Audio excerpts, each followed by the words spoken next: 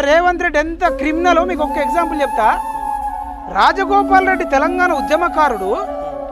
తెలంగాణ ఉద్యమకారులకు ఆర్థికంగా సాయం చేసిన వ్యక్తి.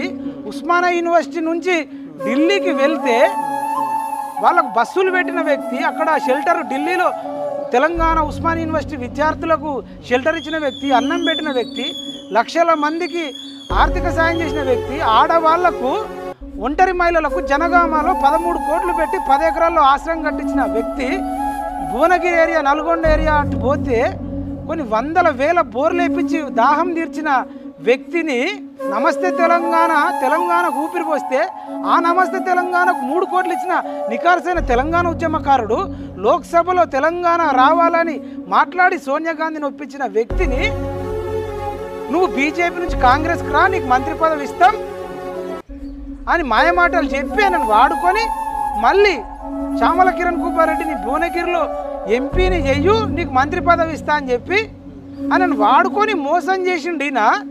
అంత పెద్ద వ్యక్తులని వీళ్ళు మోసం చేసిండంటే ఇక మన నిరుద్యోగులం యూట్యూబ్ ఛానల్లో ఒక లెక్క కాదు, పత్రం కాదు కదా.